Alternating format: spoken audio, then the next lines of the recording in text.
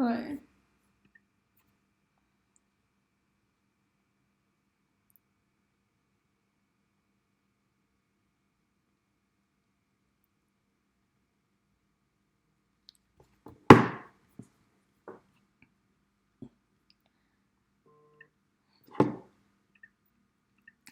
Okay, so we'll start by just hello. Okay, thanks everyone for coming. Basically, if you went to the other workshop the other day, let me just put it up here so you guys can see.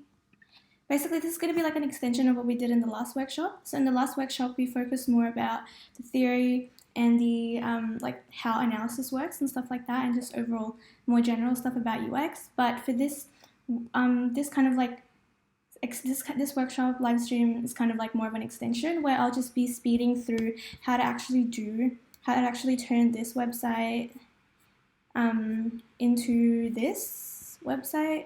So I'll mainly just be kind of like going through Illustrator, like telling you all the commands and shortcuts that I'm doing, like what I'm actually doing, and then also explaining a little bit about why I actually did some of the things that I did for this website. So if at any point you feel like you're really confused or you think I'm going too fast, just reverse your video, like just go back a few seconds. Just don't worry if you're not like following me live, because you can always just rewatch this video parts that like you get confused. Cool. So to start off, let me just do this. The first thing I'm going to do, like when I'm making a website, is I want to create, so this is Illustrator, so make sure if you're following along, just have this Illustrator open. We already covered this in the workshop, but just as a recap for those of you who forgot, on this side here is like your kind of like main buttons, and then this, like basically this entire thing is your home page, and on the left here is what you can actually do. So this is the home page there. If you have any recent projects, that'll show up down here. And if you want to learn more about how to use Illustrator, there's these tutorials here, but honestly I just go on YouTube. So today you can either open a new file or create a new file, and since we're making a new website, I'm just going to create new. Also, by the way, I'm on a Mac and I'm using a trackpad, so it might be easier, but if you have a mouse, I'm not really sure what the commands are, but I'll try my best to kind of like figure it out, because I don't normally work with a mouse. So yeah, so here you can see like all the different presets, because obviously all these like so this is kind of like your settings, the initially thing that you will see. So this is like the size of the artboard that you're working in. So artboard is kind of just like the canvas, you know, when you're painting, like whatever you put in there is what's going to come out in your image. And so there's kind of like some presets here where if you're working on mobile, they'll already have like all the sizes and the color style and the resolution defined. Or if you're working for the web, there's also a couple of presets here. If you're working for print, there's A4, there's also a couple more if you click on view all presets, like these ones.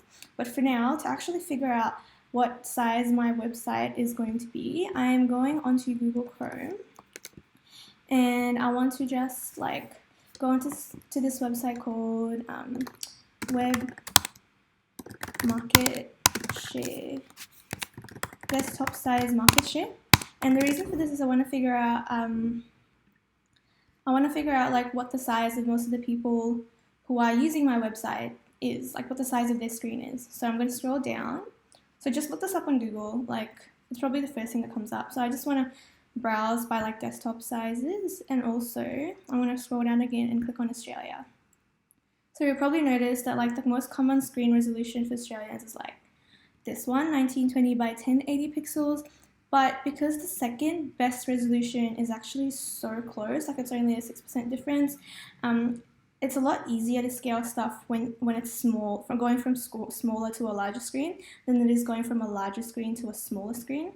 It's also partly the reason why a lot of companies like design mobile first now, because you know it's a lot easier to scale stuff from like the resolution of your mobile screen to something that's the size of your desktop. And so we're going to start by taking this size here, and this is going to be like our base screen resolution. So we're going to assume that most of the people that are like viewing our website is going to have the screen size.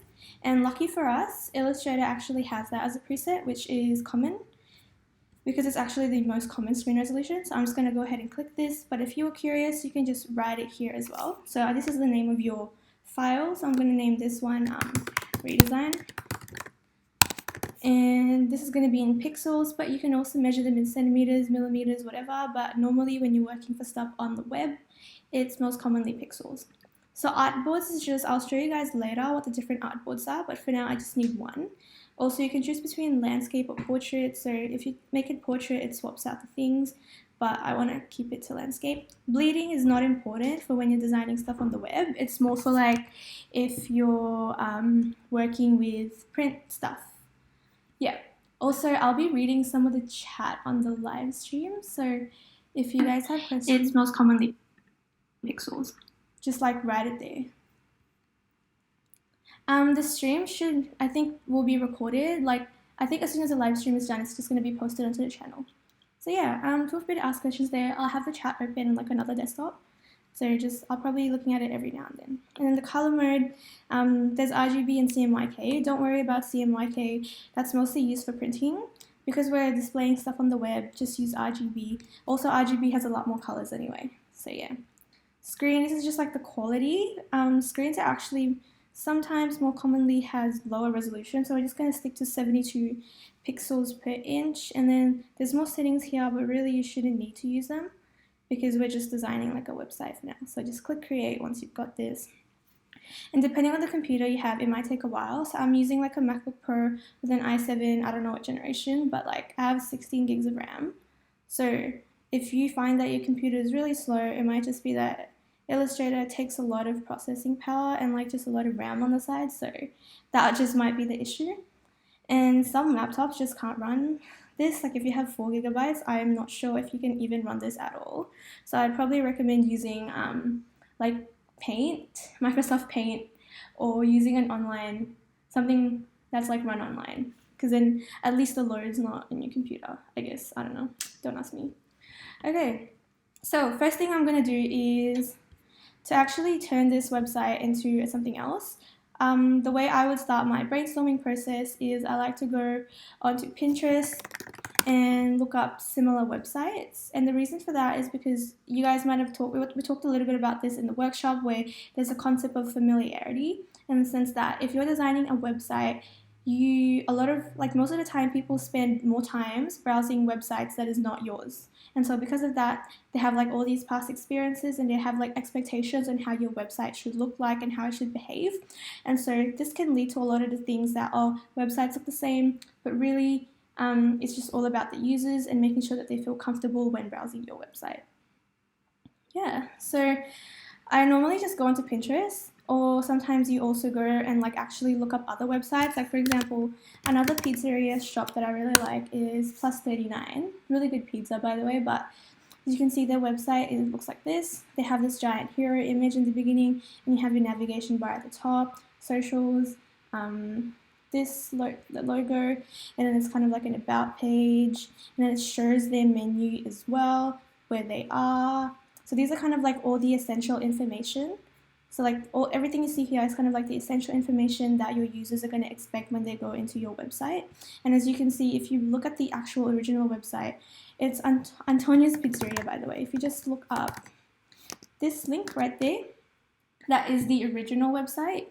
You can browse that in your own time, but basically it shows the necessary information, but it doesn't exactly display it in a way that's easy to read or just very visible to the users. Like for example, they have like this tiny about page and I can barely read it. So yeah, I think this website does it in a much better way. Like there's definitely improvements. Like for example, black on red is not something I would highly recommend to do. But yeah, anyway, I did a lot of research on this. Like I already have a Pinterest board. I think I put it on, where's my Pinterest board? Jeez. Oh, there it is, restaurant website. So this is where I got like most of my inspiration from. Like literally just looked up websites. Also, just a side note, not everything you see on Pinterest is like perfect. Like a lot of them look nice, but you also need to keep an eye out for whether it looks nice and also behaves really well. Like obviously in the end, if you can do something, like for example, there's some, I'm not gonna I don't think I think these are actually pretty good examples, but there's a lot of time designers design something for themselves. They're not necessarily thinking about the users. So keep in mind that when you're designing something, it always has to be for the user, and it's less about making something pretty to make yourself feel good. It's more about thinking about the users and what they want.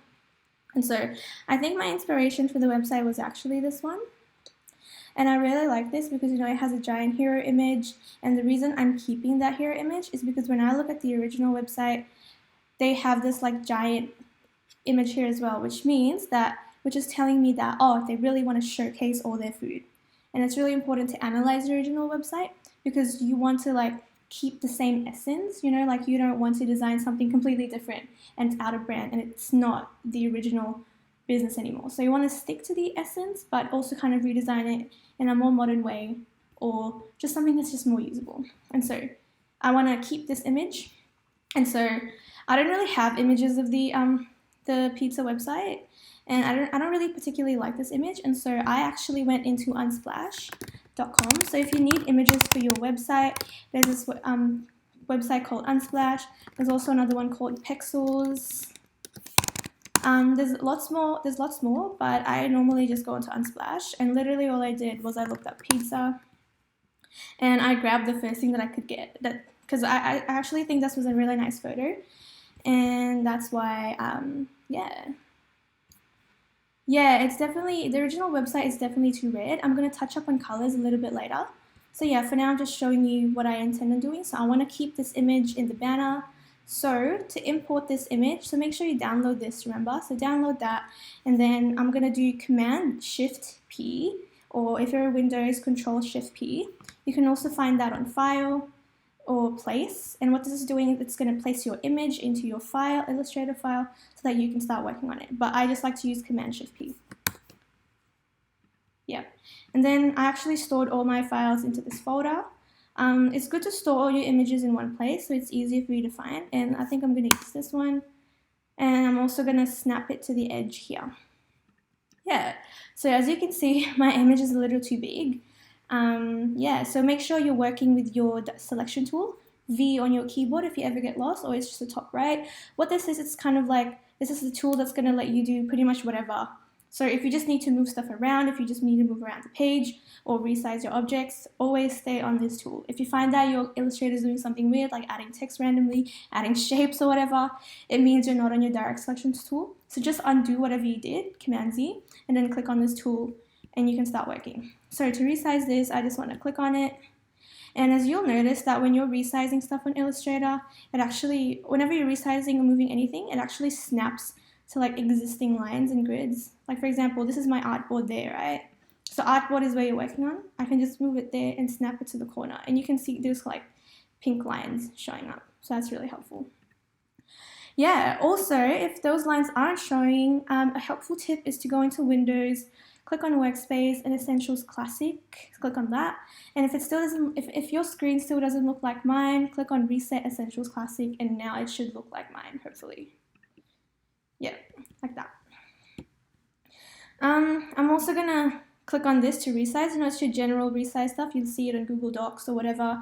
You can also rotate if you move slightly outwards. So the way I'm gonna resize this is I'm gonna hold Shift, because if I resize this without holding Shift, what's gonna happen is I can resize in whatever size, and it kind of like distorts your image, and you don't want that. So Command-Z to undo, and I'm gonna hold Shift, and it's gonna keep that original ratio. And I wanna snap it to the width of the website, like this. Yep. And also I'm going to move this slightly upwards, and then I'm going to crop the image so that it's exactly the size of your screen. So once you actually go here, you'll notice this will look very similar to that Plus 39 pizzeria, where the image just kind of like covers your entire screen, like that. Yeah, so to crop it, you click on the image, crop image, and I'm just going to like crop that, and I'm going to move this box there as well. Easy, and then press enter when you're done. Cool, so then we have our image. Also, just before we move on, I'm going to lock this image. So to lock this image, you just press Command-2. I don't actually know where it is. I just always use Command-2. Yeah, so once you've locked the image, you'll notice that you can't really touch it anymore, you can't do anything to it. Yeah, and so next thing I want to do is I want to make a grid.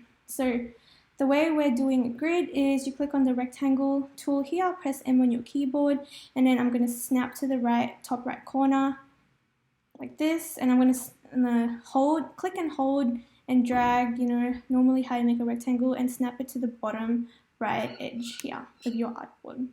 Now, as you can see, I'm still in the rectangle tool, and you can see that because there's a crosshair and it's still selected on the left. So I'm just going to click on the selection tool there, and now, like if I stay here, I'm going to accidentally draw rectangles everywhere, and you don't want that. So just click on your your normal selection tool, and now you should be free to do whatever you want. And then I'm going to click on the rectangle. I like to use blue just because it's a really nice color, but feel free to use whatever color you want. Yeah, so this is kind of like my guide. So because we're working on, so you'll notice that if you look on this website or many other websites, they're all split into different sections like that. I'm making this blue thing just to kind of like remind me that this is the size of my screen, and I should try to avoid designing something that will not fit into one screen. So yeah, I'm gonna just make this a little bit more transparent as well, because it's harder for me, it's like covering everything behind me, and so it's harder for me to see what the actual content of the website is. And so to do that, you click on the rectangle, and on the right you'll see opacity show up. I'm going to reduce it to something like 20%. Yeah, and now you should see that it's on top of your image. Another thing I want to do is I want to make a grid. So just to let you know to give you an idea of what grids are, here Unsplash actually has a really good idea. As you can see, all the images here are sorted into 3 columns. You can see that. Also, if you look at Pinterest, they're also sorted into grids. There's actually 6 columns here. You will notice that this is a pattern in a lot of websites. Even if you go into like the New York Times, their website is also sorted into grids. And the reason for that is there's 2 reasons that I can think of. One is just like, it's easier for developers, because a lot of, like when you're doing front-end development, grids just work really well and it's easy to code. Also, the second reason it works well is because it just looks more organized. And when you as a user is trying to like visit a website, it's just like a lot easier.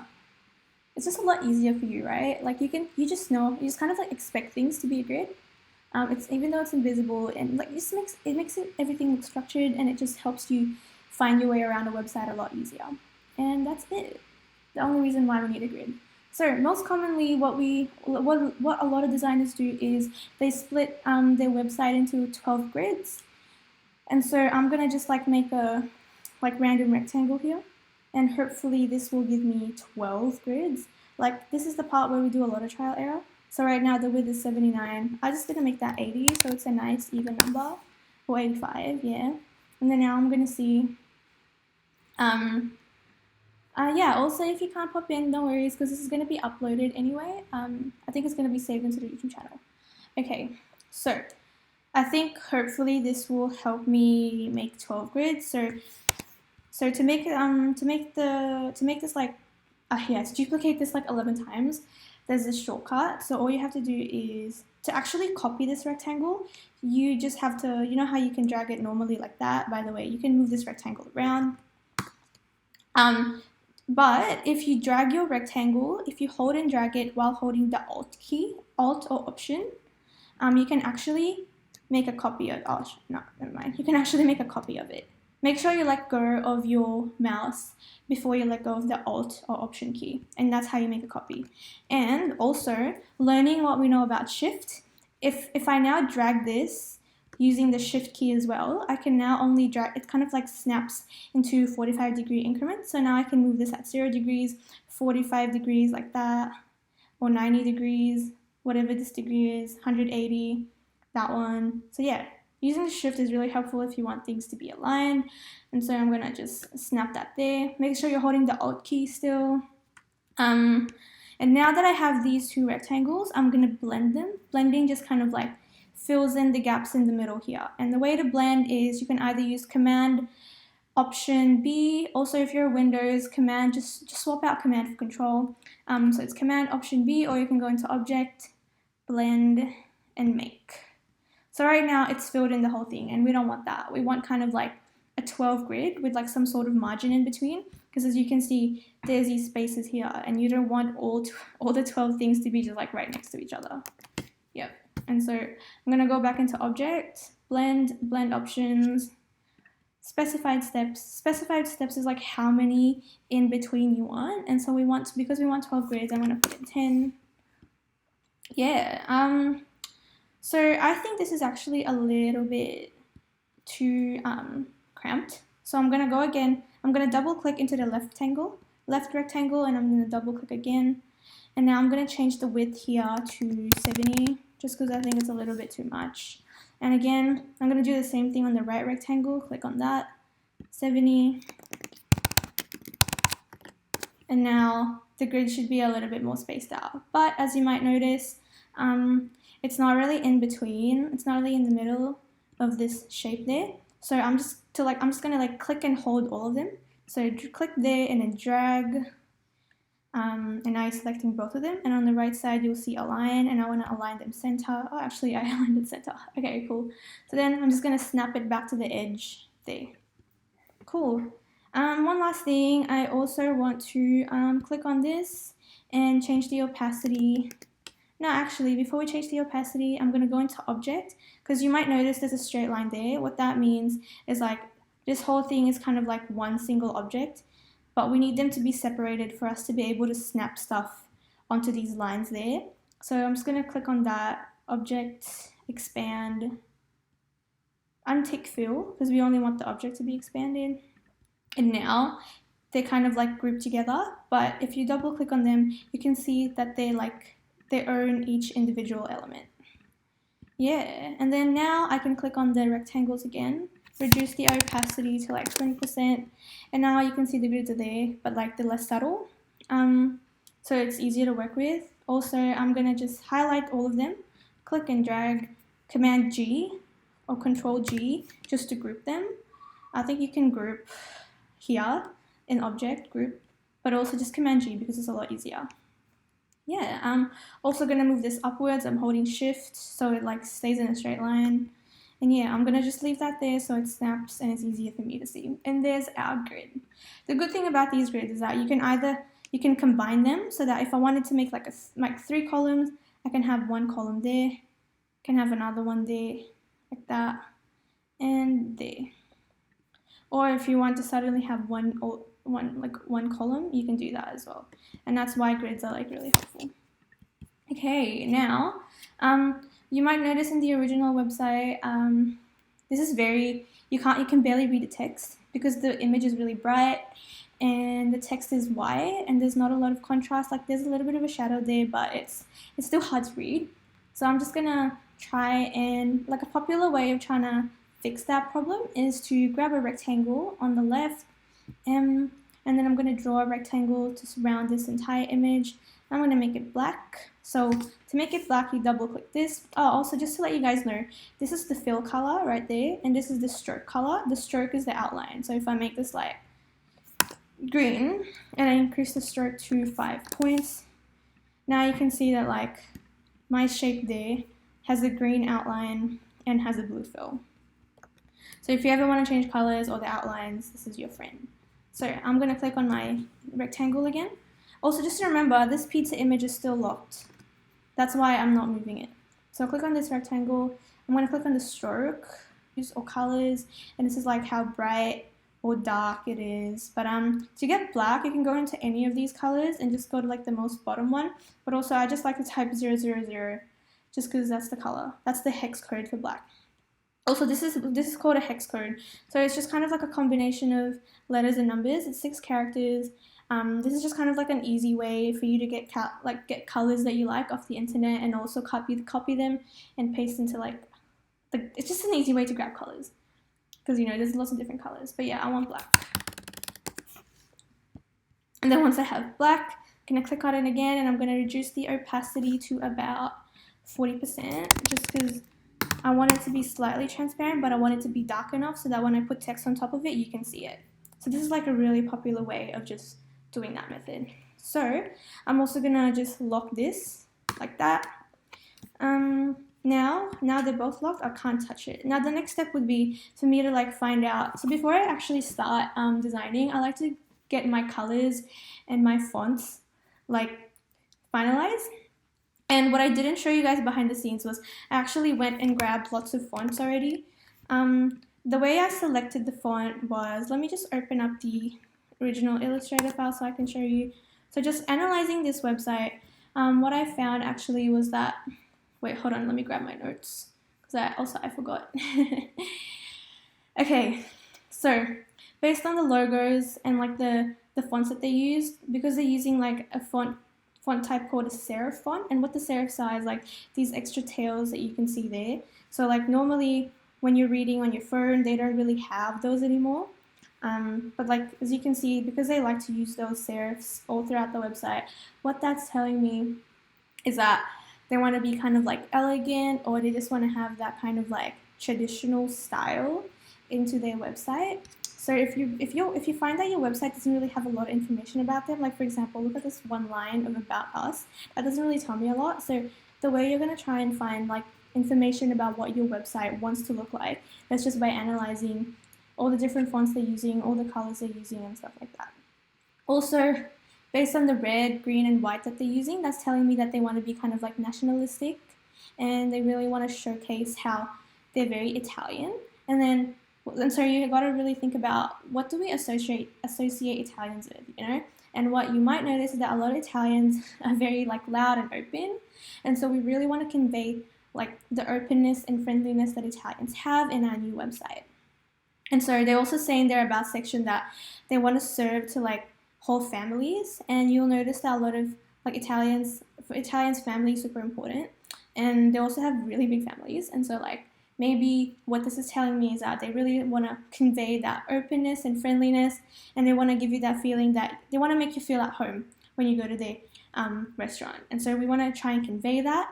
And the way I actually did that was I just from previous experience, like I think the best way to convey that kind of like personality was to use fonts that are kind of like less formal and more like cursive fonts. So all I looked up was kind of like look up elegant fonts,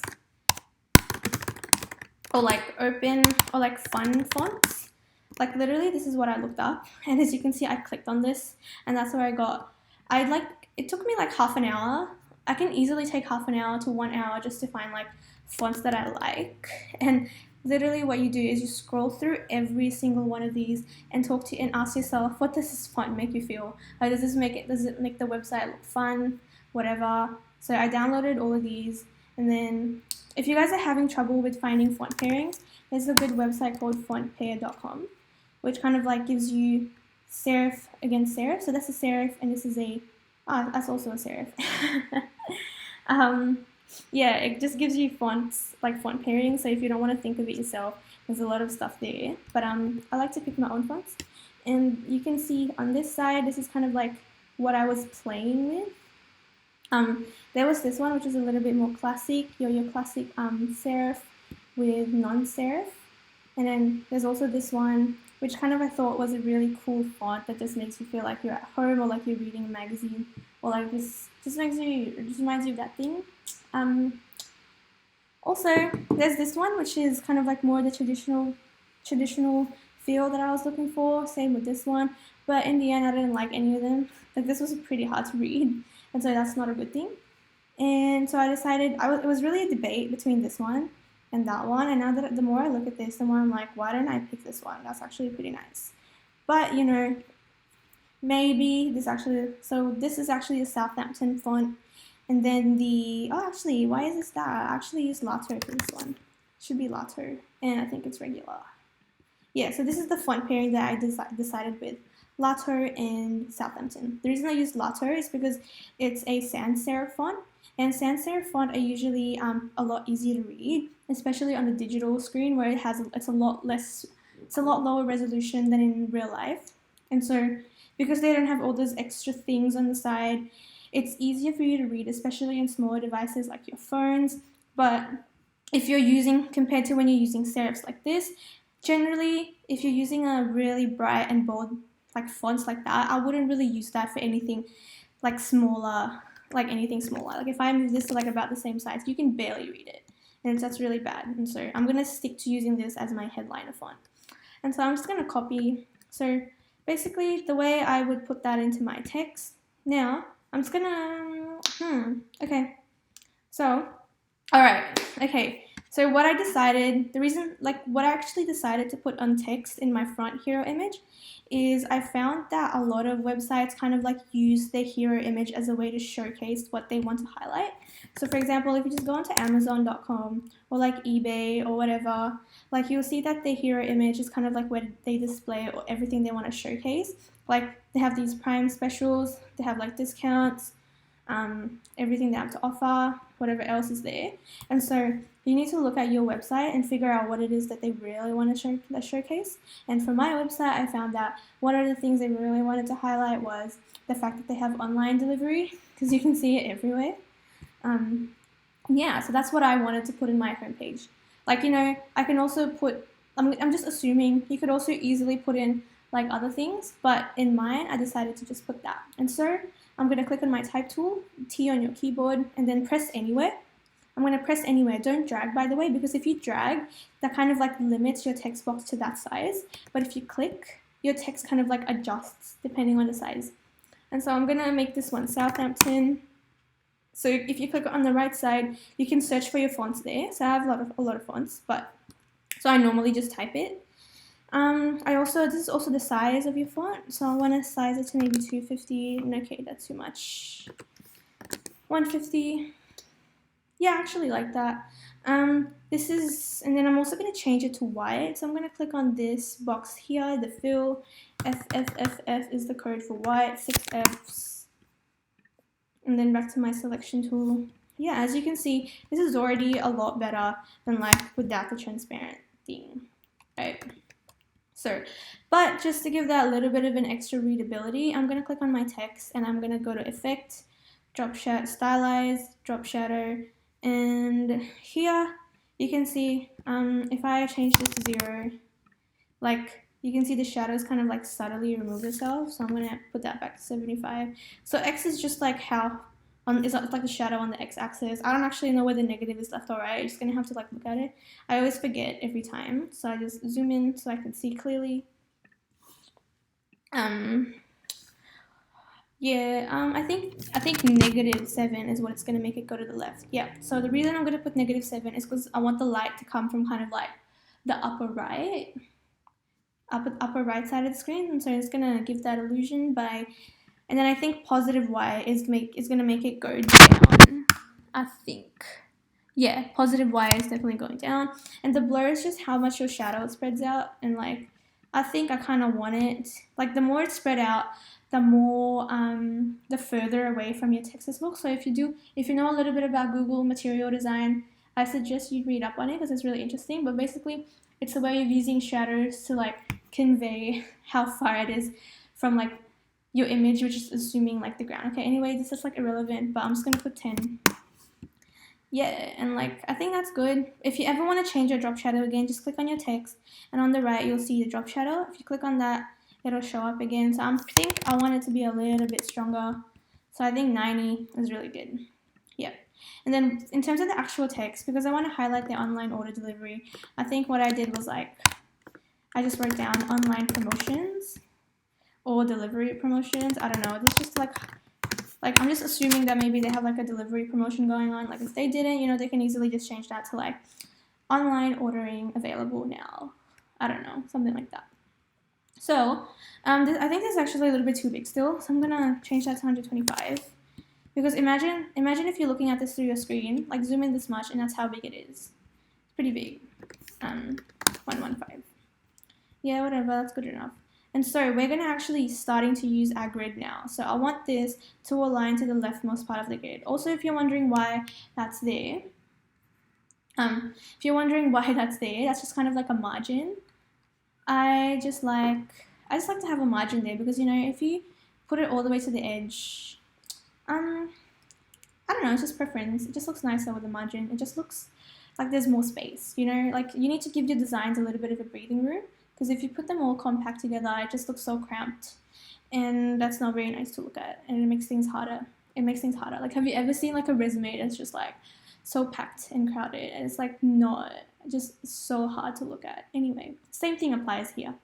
So you click on that, and I'm going to click on my, so actually I'm going to go into my rectangles, and I'm going to ungroup them. So to ungroup, Command-Shift-G, or you can easily go into your object and ungroup. And then I'm going to click on my rectangles again. Because my rectangles are grouped, I'm going to ungroup them as well. Oh, and then as you can see, when I ungrouped them, they suddenly became 100%. Oh, 100% again, so I'm going to reduce that to 20%. Yeah, and the reason I ungrouped them is so I can select the individual rectangles, and so I can align and snap there.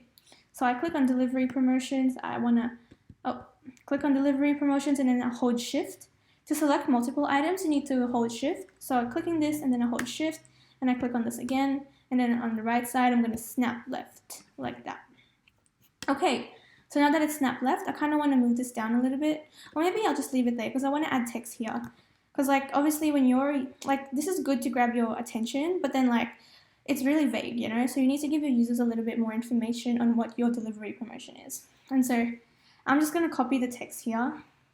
So this is kind of like something that I made up. Like, I actually saw that they were giving like promotions on their website for online delivery, but I didn't know exactly what it was. And so I think in this case, it's okay for me to just make this up, but definitely write that in the documentation if you're doing this for your assignment. Like, you can't just make stuff up, you know? Like, if you're going to make something up, you need to justify it. And in my case, I actually saw they had a delivery, they had like some promotion for online stuff. Like, you save a certain amount of money. I just didn't know what. And so I think in this case, it's okay for me to just make up a number. And so I go back to text, and I'm going to click anyway. Just be aware, like, if you click if you hold on this text key and then you like click on there, it might actually not create a new text item, and that's because you're clicking on an older one. And also just be aware, if you're holding a text item and you accidentally click on a shape, what it might do is like it might replace your shape with a text box, and so if that happens, just Command Z. Literally, if your text doesn't work, Command Z and press somewhere else where there's no objects. And so I'm going to highlight all this, Command A, and then I'm going to write my text. Okay, as you can see, I also want to align this text to the left in my delivery promotion, so I'm going to hold Shift, and then align left. Also, this is too big. I don't like that. So also, while I'm dragging this down, I'm holding Shift. Remember, Shift is how you can like move stuff in 45 degrees in a straight line, whatever. So this is too big. I want to reduce that to like 25. Okay, I actually like that. Maybe I might reduce this later. Maybe 22. I don't know. Like, really trial and error. Also, I think maybe I'm going to cut it there. Okay, cool. So as you can see, when I press enter, the spacing is really massive. And like, I'm just going to click on that. Also, the font I'm using is Lato. Feel free to use whatever font you want. And I'm also using medium. If you look up Lato online, you'll be able to get it. So I think medium is actually really cool, because I think regular is kind of like isn't legible enough. And so also the reason the spacing is so big is because of this. If I reduce this to like 13 or something, yeah, that's too little. Still too little. Okay, this still looks a little cramped. Oh, this is really just a lot of trial and error. Okay, cool. Online. Actually, I want to move that there. So, you know, this weekend only stays by itself. Yeah. Yeah, COVID banner, sure. Yeah, you do whatever you want. Like, literally put whatever image as long as you can justify it. Anyway, like, a lot of companies have been using COVID-19 just to like pretend that they care, but like really they don't. And so it's really up to you. Like, but sometimes it's good, you know, it sends a message that you really care about your customers. But if you're just one of those companies who are just doing it because it's trendy, it's better probably if you just don't do it. Anyway, 30. Yeah, okay, I like this. Also, I'm going to add the same drop shadow here that I had here, but also just keep in mind, because it is a smaller text, we need to have a lower X offset. So I'm going to go to stylize again, drop shadow. Yeah, I want to have a lower X offset, like 3, and probably I want a closer blur. Yeah, cool, now you can see it. Also, I don't like how the gradient is actually covering the entire image. Like, it just looks dark, and so I'm going to unlock this To unlock, Command Option 2, and I'm going to click on my rectangle gradient. Also, just keep in mind that like Illustrator works in layers, and so just to give you a demonstration, I have a rectangle there, rectangle there, rectangle there. I'm just going to change the colors quickly. And I'm going to show you a demonstration. So right now, the black one is at the very bottom. If I want to move that to the if I want to move that up so that it's on top of the pink one, I use Command and this right square bracket, and the right square bracket looks like this. If you're curious, this one. So you use Command or Control and that one to move it up, and to move it down, it's the other bracket. So to move it up, Command this. I don't actually know how to do. I forgot how to do this. Oh yeah, you go to Arrange and you can do bring forward, center back, and stuff like that. But Command right square bracket is a lot easier there. And then to go back, it's Command left square bracket. And to bring it all the way to the very top, because what the square bracket is doing is it's bringing up and down one layer at a time. To move it up like all the way to the very top or all the way to the very back, you just need to hold Shift. So Shift is pretty much like the answer to everything. So it's Command Shift right square bracket and it goes to the top. Command Shift left square bracket and it goes to the bottom. Okay, cool. Now that you know about that, if you're finding that you can't select an image, it's probably because it's all the way at the very back. And so just what I would do, if I wanted to select the image at the back, because I'm currently only able to select this transparent box because it's at the top, I'll just lock it. So I'm going to lock this and now I can't select that. So now when I click on this, what I'm actually selecting is the image. Just a fun fact in case you need it. But for now, I actually want to change the transparency of my box. So I want to make it into a gradient. So to turn it into a gradient, make sure you're selecting your fill. Click on the gradient. And I want a freeform gradient because you know how you have your linear gradient, radial gradients. I want a freeform one so that I can kind of move where the gradients are. So I want this to be black. Like that. Same with this. Nope. Yep. Cool. Now that it's black, white, it's still 100% opacity. So I want this one to just like have 0 opacity. And what 0 opacity is going to do is it's going to make it transparent so that this thing is, so like you can see that the image here is like really just showing up. So I'm going to click on another circle just to add another dot, and I want that to be 0 as well. And the only reason for that is so I can control the gradients, because as you can see, if I try to like move this there, now it's kind of like taking over that spot, but if I move this closer, it's like moving that one away. So yeah, like add as many dots as you need.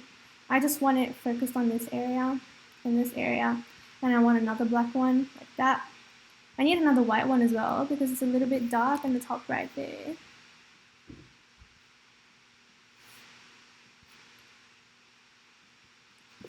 Oh, why are you doing this? It's making my job harder. Oh yeah, if I'm pressing Command A. So used to using Command A, but like, yeah. There we go. Now you can see that it's starting to like be a little bit, it's starting to like really showcase, like highlight that pizza.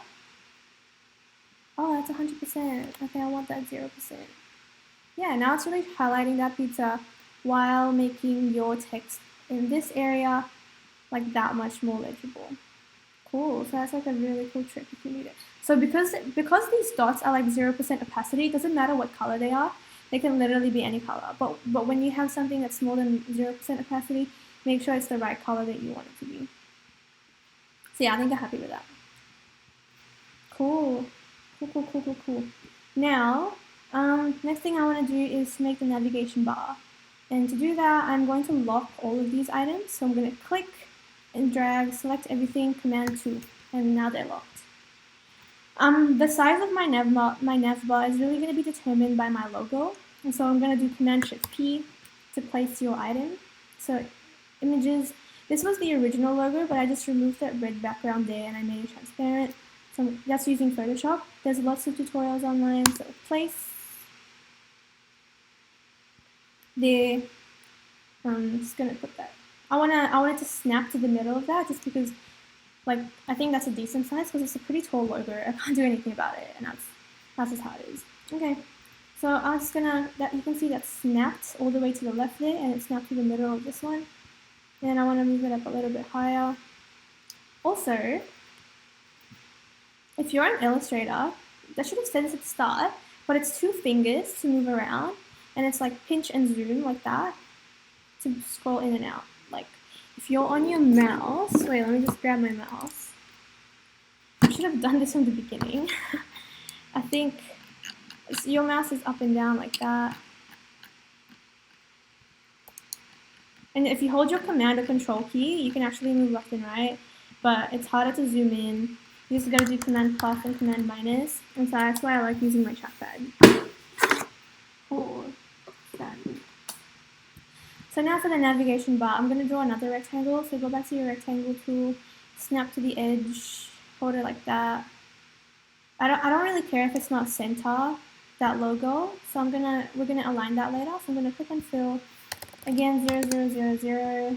And then I want this behind my logo because it's covering my logo right now. So to move it behind, remember command left square bracket.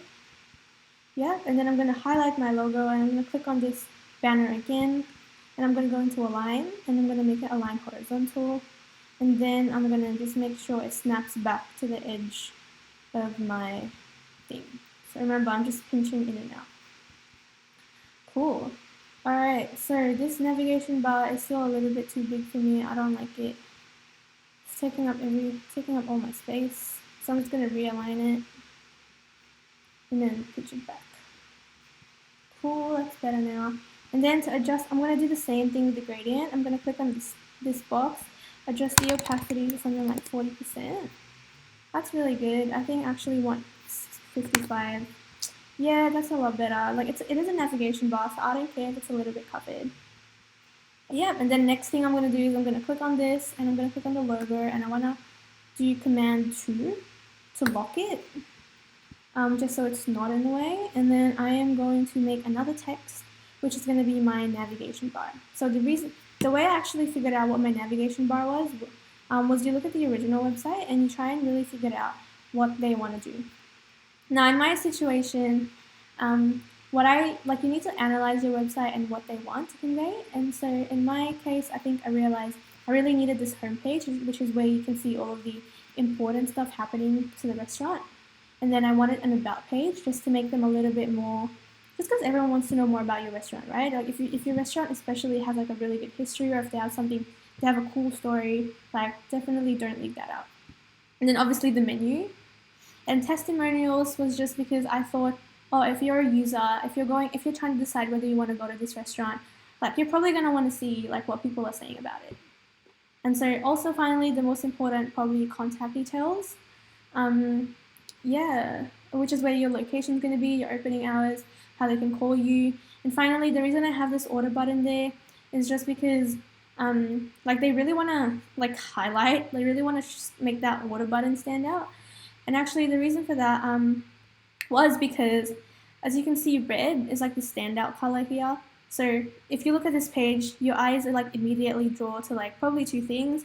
One is this giant red button here, and the other one is there. And because this navigation bar, I kind of like really intend to make it fixed so that when you're scrolling down, the navigation bar kind of follows you. It doesn't really matter that it doubles up here, but what does matter is that this needs to stand out all throughout while they are like, while you're looking at the website. Yeah. So just as a fun fact, I actually started off making this home bar looking like this. This is actually what I started off in the beginning. That's how I was gonna let the users know, but then I realized, oh, but I could actually use this to draw more attention to another part of this. And so that's when I decided to do a little bit more experimentation. And that's how I ended up with using this as the signaling to tell users where you are. And then I just used that there to kind of highlight the fact that, oh, you can order. And the reason for that is just because it looks the same as this. And so they've seen it once. And so if you see it again and it follows you, you know exactly that that's the order button. Really simple reasoning for that. So I'm going to click on my text button again. So I'm just going to press anywhere. I'm going to write home. Make sure to highlight all of it. Make it to white, which is just F. And then zoom in. My font is Lato. think I want bold, heavy, actually heavy, just because, no, that's too much. Yeah, I like bold. Maybe I want the font to be a little bit smaller. And also I want them to be a little bit more further apart. And to make your letters more further apart, that's your letter spacing. It's this one down here. If this is the difference between your lines, this is like the difference between like the spacing of your letters. So higher value is more spacing. You can even go into negative values as well if you want. It's gonna be 70. Yeah, this is still too thick for me. I don't like it. Yeah, that's better. Okay, I'm not going to worry about aligning it. The most important thing is that I want it to be aligned center so that whenever I'm typing, it just moves it from the center. Okay, so I'm going to make several copies of these. So remember, you'll click, while you're dragging it, hold your Alt and your Shift key so you can make multiple copies of it. I think I wanted 1, 2, 3, 4, 5, 6 of them. I'm just going to retype that. Home, about, menu, Monials, contact, order. Cool. And also I want this to align to that grid, so I'm going to align them. I'm going to click this, hold Shift while you're clicking that, and then align right. Cool. So now you have this. Also, I want my home button to align here. No, actually. So I'm going to hold Shift while clicking this and that, and then align left. And then now I'm going to highlight all of my text there, just so they can get like a little bit of an even spacing in between. I'm going to highlight, make sure you highlight all of them, yeah? And then go into align, and then these 3 dots here, and then distribute spacing, and that just gives them like more of an even look. Yeah. Also, I'm going to highlight all of them, and I'm going to group these items, because right now if I select one, I'm only selecting one of them, but I want it so that they kind of like a group. And so I'm going to click all of them, Command G, and then now if I select one of them, it selects all of them, or if I click anywhere, literally, it selects all of them. Yeah, so now I'm going to unlock the navigation bar so that I can align it to the navigation bar. And to do that, Command Option 2, but that actually unlocks everything, so just be careful that you don't touch everything else. So I'm going to click my navigation bar text, and I'm going to click on this navigation bar. I'm going to align center here, and then I want to adjust the spacing back there.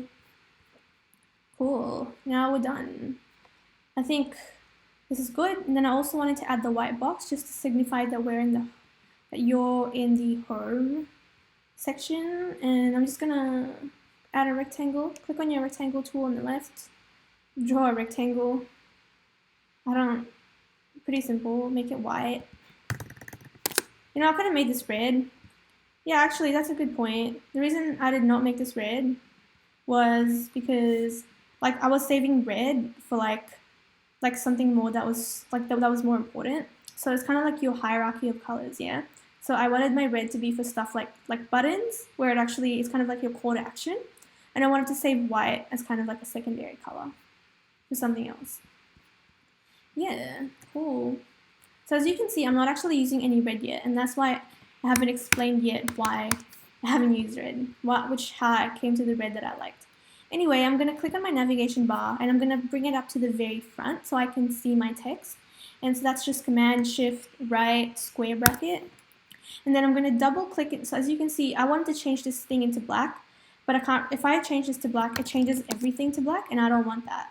Yeah, so all I want is that to change to black. And so what I'm going to do is I'm going to double click into this, and what happens is now, like, Illustrator has blocked out everything around you, and now you're only looking at the items in your group, so you can't select anything else. So I click on my home button, I click on home, and then I'm going to make it black.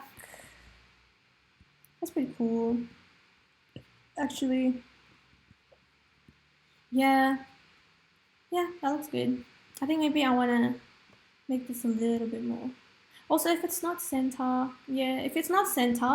just ungroup this and then move your home and then align it to your square like this. And now it should be center. And then now you'd notice that because it moved a little bit, it doesn't have the same spacing anymore as the others. So just hold shift and then select every other text there, and then distribute your spacing again, and then Command G to group them, and now it is there to get you more styles. And so like I'm gonna hold this and I'm gonna hold shift again to click this, and I'm gonna make this into a group just so I know that they're the same item. I'm gonna lock this background as well just because it's gonna be really distracting for me. So Command 2. So now I can't accidentally click on any of them. Now I'm going to click on text again, and I'm going to just click on order now, because I think that's a good call to action. And I'm going to use the eyedropper tool. So the eyedropper tool copies the color of, so for example, right now it's black, yeah? If I click on this, now if I look at my text, it's the same gray as this gray in the background because I clicked on that. But when I click on this box, now my text has turned white. But the catch is, if you click on a text, it copies all the properties of the text that you put your eyedropper tool in. So if your text was a different font, it changes the font as well. Now if I click on this, now it's pretty much the same font and the same color as this one because I put my eyedropper tool there. So eyedropper tool is super useful if you want to copy colors. Next thing I want to do is I want to make a rectangle like that, just to make an order button. I want like a nice bright order button. Also, now we're starting to look a little bit into colors. As you can see in the original color, it's really red, green, it's really bright. Like red is good, it's a really good color, but like you should not use it like as much as this website did it. And the reason for that, you can justify it in your documentation because red is just like a really vibrant, bright color and it can really strain your eyes. Like it's something that it's good to look at when it's used sparingly, but when it's like in your face all the time, you can get like a little bit of a headache even because it's something that's just not good for your eyes. Also, there is a website called color.adobe.com. And this is kind of like, if you're not sure what color to use, this kind of like helps you pick your colors. So we have like all these color harmonies. So an analogous color scheme is just something where your colors, like your color palette is like 3 colors that are next to each other. So as you can see, you have red, orange, and like yellow there. And if you go here, it's kind of like a green, blue, it's kind of like a green, blue, and indigo. Here you have purple, red, and blue. And monochromatic is like when you have one single color, but they're all like different shades of that color. Triad is when you have like a triangle. Complementary is when they're complete opposites. And then you can kind of like move one of the colors, and then Adobe kind of like suggests colors that you can use based on what you have. I actually really like this. I think I'm gonna, like, the way I actually picked my red was I kind of just like eyeballed it and see which one looks nice and would contrast well with white. And I think this would be a good color for that, but I think I really like this, so we might actually use this one. Except I want to make this a little bit darker, just so it can contrast well with white. So now that you see that, I'm going to copy this color. Like I'm going to copy this, because that's the hex code. And then I am just going to go to my selection tool, click on that, paste the color code, and now it's red. And then I'm going to move this back because I can't see my text. So to move it back, Command left square bracket. Yep, and now it's there. And I also want to make it rounded. Yep. Because like, you know, rounded buttons are just like more common.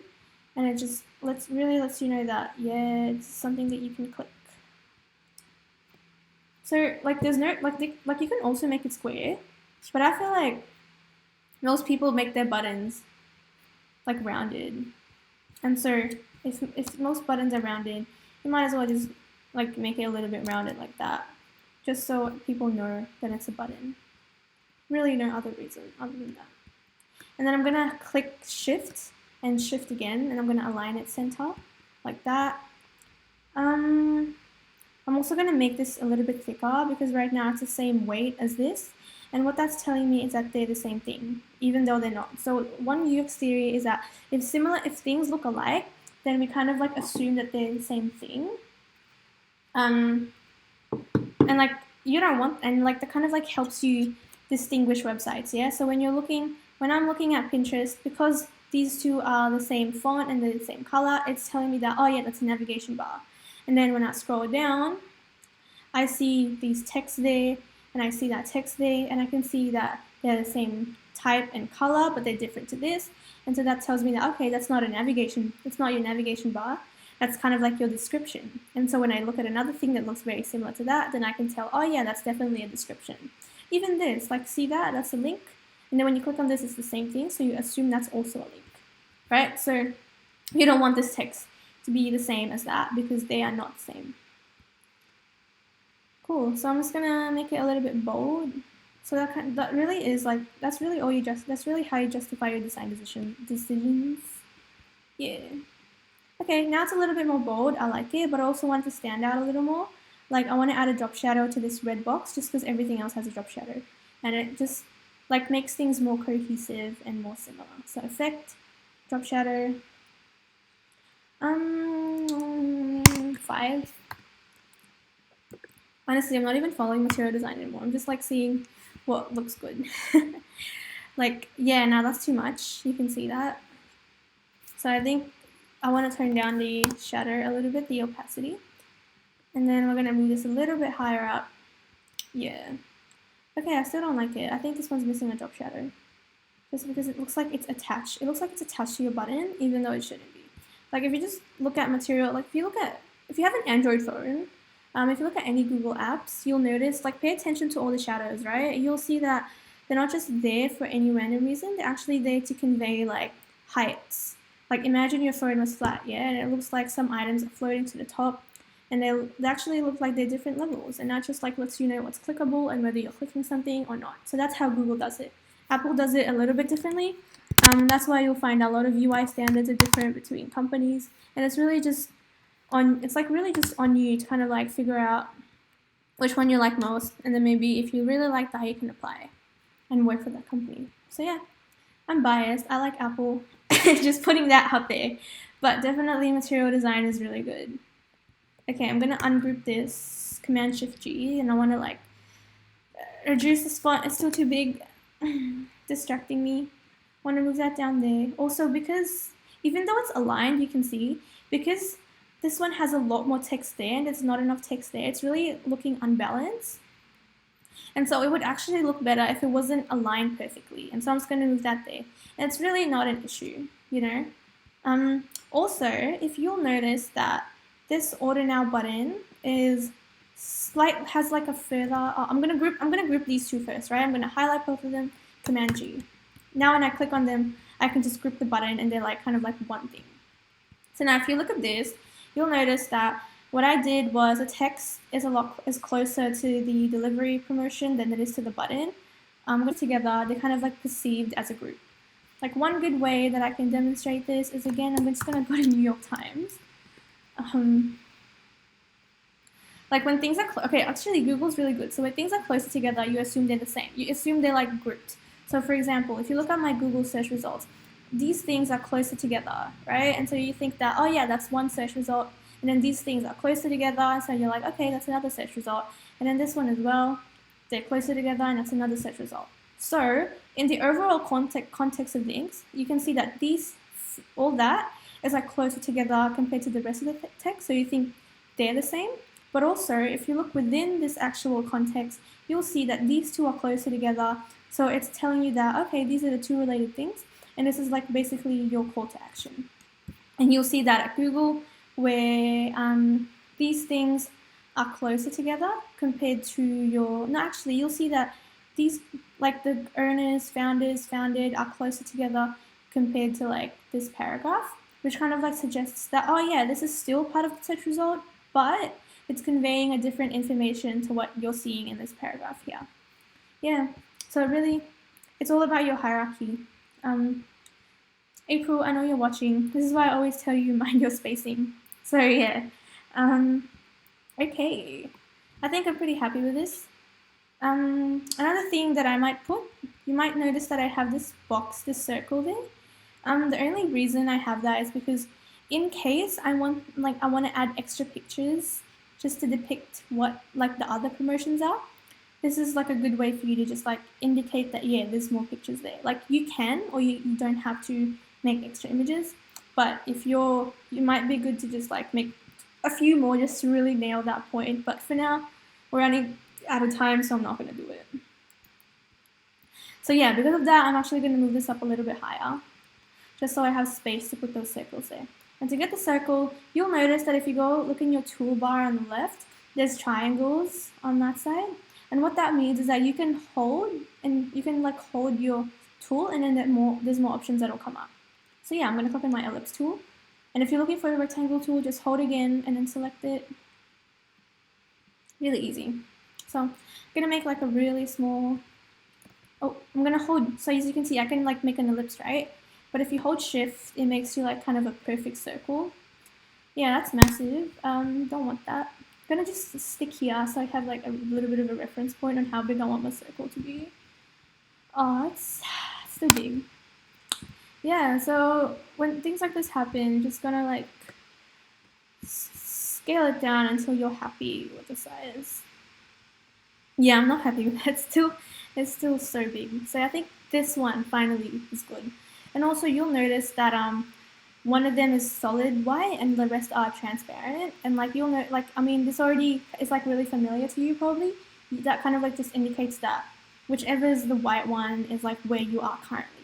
And so I'm just gonna like drag this while I'm holding Shift and Alt or Option. And I'm gonna do that again and do it again 4 times. And I'm gonna highlight all of them, go to Align, Distribute Spacing. Also, I'm gonna highlight all of them, change the opacity to 20%. Nope, that's too little. Still too little, maybe 30%.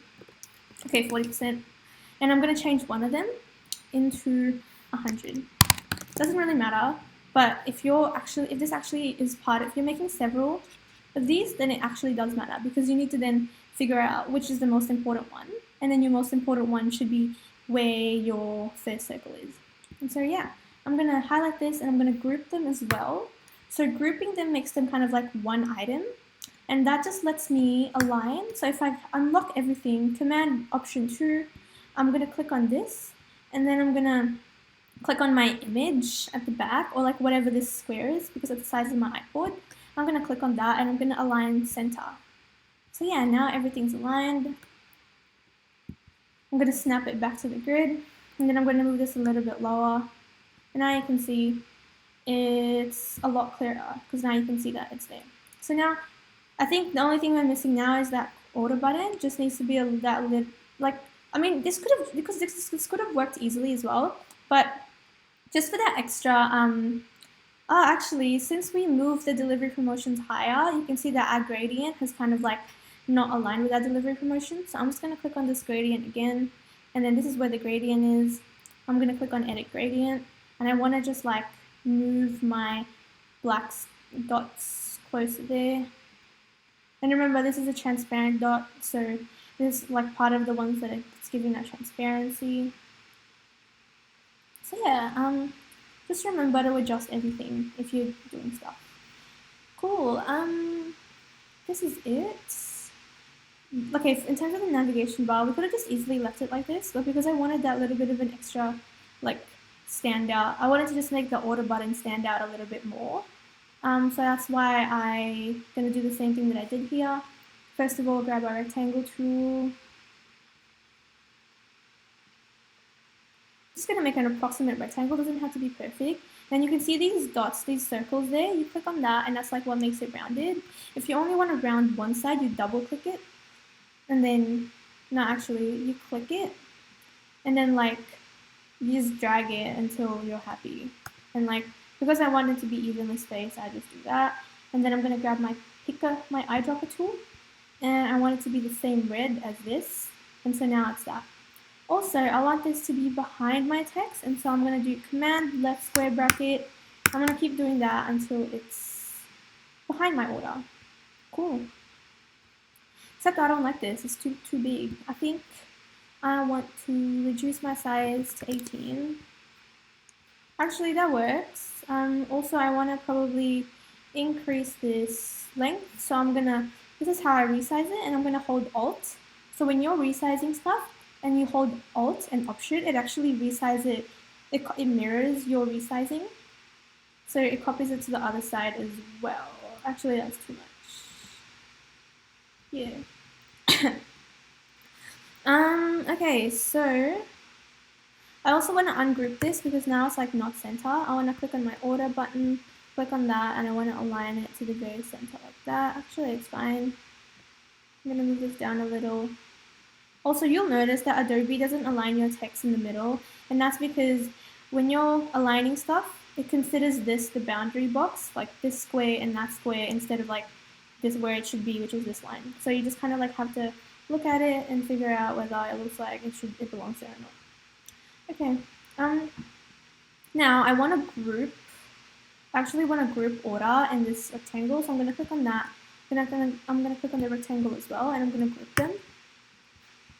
Also, I don't like this. I think I want to add a shadow to order as well. So I'm going to double click. I'm going to add a shadow there, just to make it like a little bit more separate, because right now it's blending into the button. And then I'm going to click on the button as well, and I want to add a drop shadow, just so it looks like it's elevated a little bit. So reduce the opacity. Yep, and then now I want this order to be the one that's aligning to this grid there, like that. And then I'm going to click on order, contact, testimonials menu, about. And also I want to group home and this square box. So I'm going to click on the square box and hold shift, click on home, group. So then when I click on these, it's going to give me like even spacing for all of them. So align, distribute spacing like that. Yeah, okay, pretty good. No, actually, I should not have grouped home button. I should have just like done this. Yep, that looks a lot better, except now I think I might have to reduce the size of the box. Yep, cool.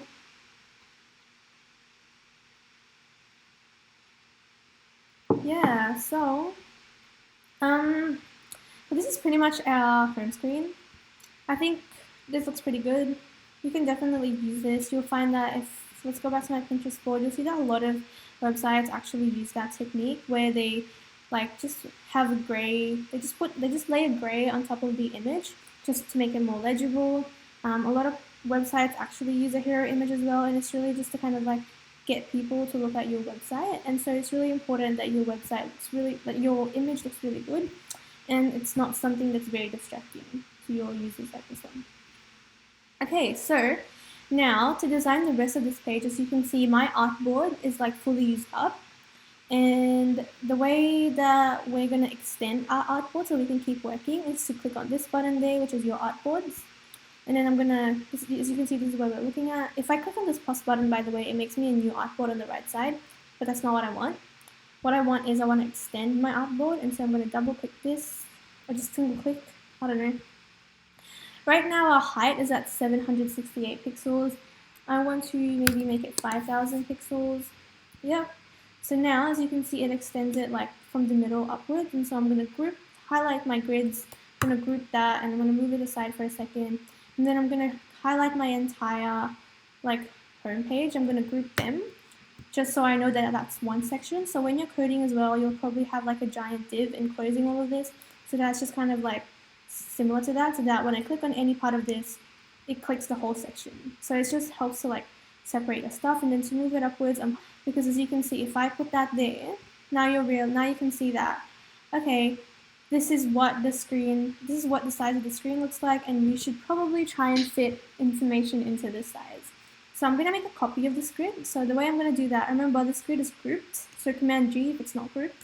I'm going to drag it again, hold Alt like this. Yeah, now you can see that there's two of them, except I'm going to move one of them on this side. Yeah, so the reason for that is just it's because I don't want my grids in there. It's because like it's distracting me.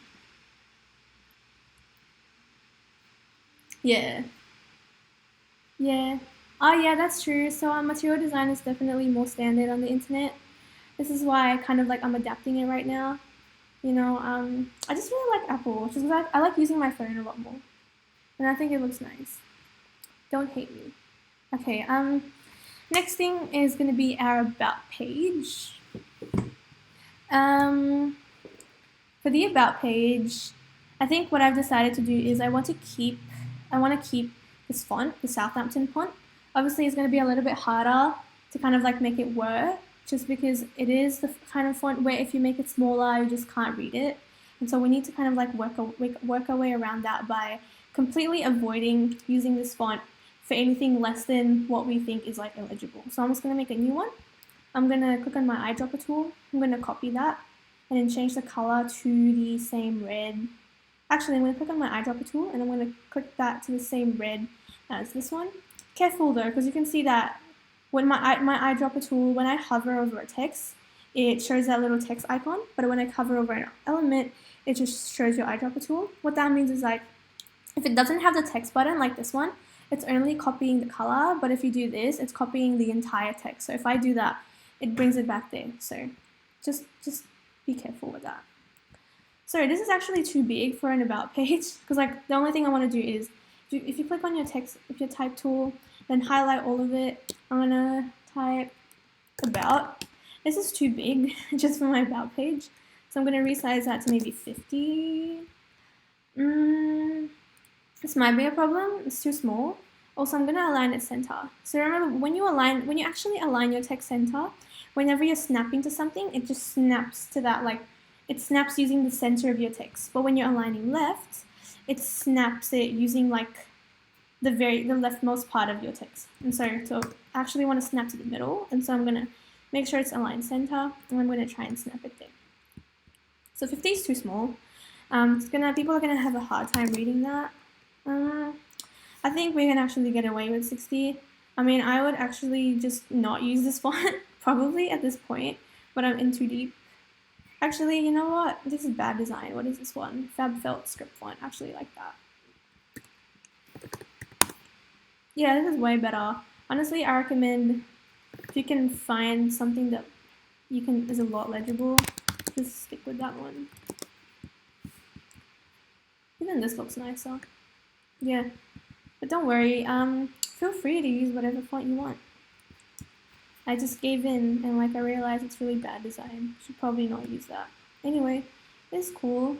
About us. And the reason that shows this font is just like it's a lot thicker, and so we probably don't need as much shadows to try and lift it up. Yeah, I think I also want to add shadows to that, you know, the usual, just really like elevate it and make it more stand out. But honestly, I think maybe we might not even need it because it's already pretty clear. Yeah, honestly, I think that just adds that extra things that it just makes it more confusing. I don't necessarily think we need it. Pretty cool. Alright, I'm happy with this. I'm gonna align it center, it's already centered. There's like an arbitrary space. I don't really know where I'm putting it yet. I'm just putting it there for now. Next thing I want to do is to add pictures, just to really highlight the fact that they're like, just showcase what they're all about. And so Command-Shift-P. I already selected these images, but like I literally got all of these from Unsplash. So I think the three things I wanted to highlight most about their restaurant was the fact that they offer a wide variety of Italian dishes. And I think I got that from reading their other website and also looking at I think they deliver via Deliveroo, and I think I actually went to their Deliveroo. I think I installed Deliveroo just for this. And then I think they're saying something about how they're one of the top Italian places in town. And also they offer a wide variety of dishes, so they're not just all about pizza. So even though they're a pizzeria, they serve more than just that. They also value customer service. I think they mentioned somewhere here that they're really all about that. And also finally, this one I literally just grabbed straight off the about page. Like, try and grab as much as you can. If it's not on the website, like they probably have a social media page, check their Instagram, Facebook, whatever, and you can grab information from there. Yeah. So just gonna place text, which I think reflects that. I think this one, what did I pick? Oh, the pizza, the kneading, and the fireplace. Pizza, the kneading, and the fireplace. Cool. I'm going to place it randomly. Oh, it's so big. So I'm going to highlight all of them. I'm just going to resize it since it's a lot smaller. Cool. Now I want this to actually take up about 3 I think I want to divide this into 3 columns. So I'm going to make it like that. I'm also going to align this one to this grid. Oh, it's not. So Command Shift G to ungroup them. And now I can align this to this one there.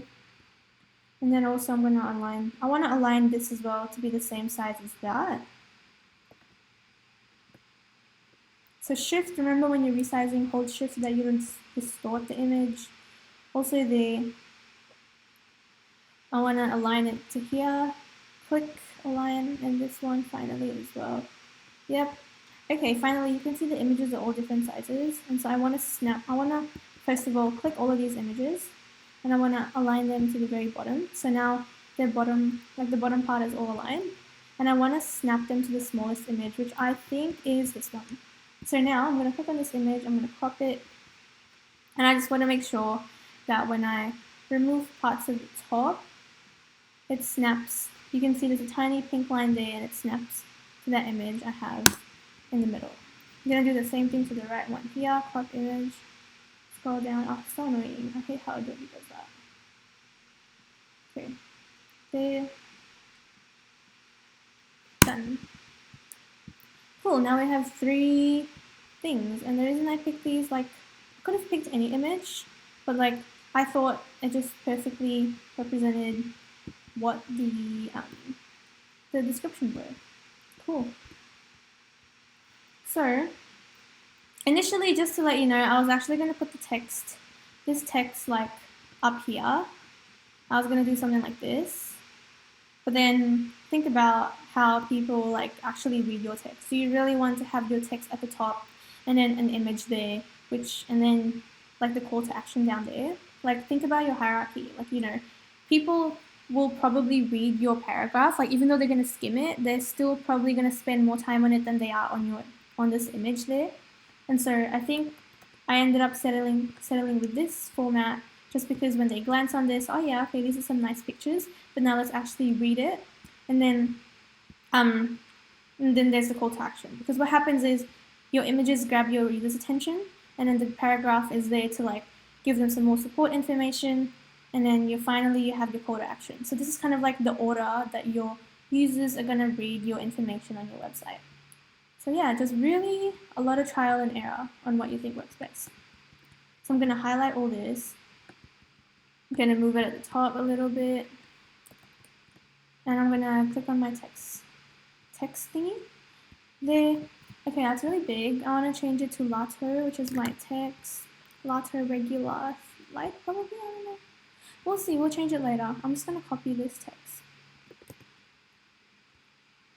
Yeah, as you can see, I don't know what I'm doing right now. Like, I'm literally just trialing an error, which is going to be a lot of what you're doing. So right now, this is too big. Like, we're not going to be able to fit all of these into my text. Yep. I think this is decent. We'll try and move some of that. Actually, let me show you guys something. So if you click on your text box, so like so far we've only just been clicking, right, and tapping. But what you can actually do is you can click and drag, and that kind of like sets a boundary for your text, so that if I copy this and I paste it here, oh my god, and I paste it there, it kind of like bounds your text so that it doesn't go out of that boundary. So now all we have to do is kind of like change it to a size that you like. And I'm going to reduce the spacing as well because I think it's a lot better. Also, just make sure that your text box aligns with your grid. And for me, it does. If it doesn't, just make sure it does. This is still a little bit too big for my liking. I think I want it a little bit smaller. And also a lot more space because it looks like they're cramped right now. Like definitely give your things breathing room. And also the way I came up with this color was like, I had this red color, right? So initially I just kind of like, oh no, I just kind of like copied the same color, except I didn't want people to be always looking at red. And so the way you can actually make something easier on the eyes is to pick like a darker color. And that's why a lot of the text you read that's why your newspaper is black on gray. Like light gray, like dark gray on light gray is actually one of the best for contrast. It's really easy on the eyes because white, it kind of gets tiring at times. And so if you have a really light grey background and you put like a dark grey text on it, it's just good for contrast. So I think this will work, and that's kind of how. I could have used black, but I feel like just having this sticks to that analogous like color pattern, color scheme that we had, and it just gives you that earthy kind of like feel to it. Yeah. Okay, so I'm gonna just copy this here because it's the same size, and I'm gonna align it. I'm gonna snap it to the middle. Hold your Alt key and your Shift key, by the way. And also I'm gonna copy the text. This one's reserved one of the most authentic. Also, just a tip, because when you're like pasting here, it copies the exact same formatting. So I'm just gonna paste this onto my. Web browser, and then I'm gonna copy it from here and paste it there, so it doesn't change the. It doesn't change the formatting.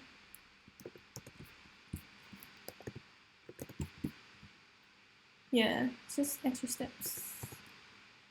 Don't know why. Okay, so I actually think this is too big.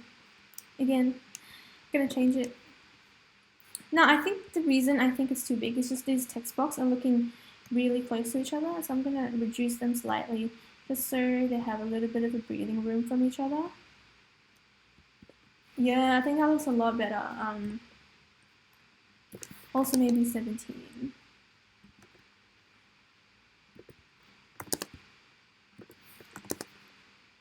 Yeah. And then finally, we're going to copy this up here, which is kind of like your main About Us section.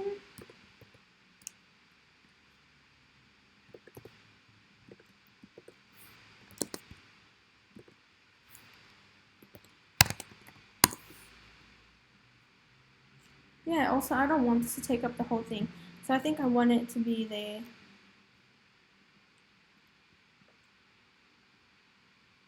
Yeah, so that's kind of gonna be what our thing is gonna be. Actually, I like this. So right now, if you look at the spacing, this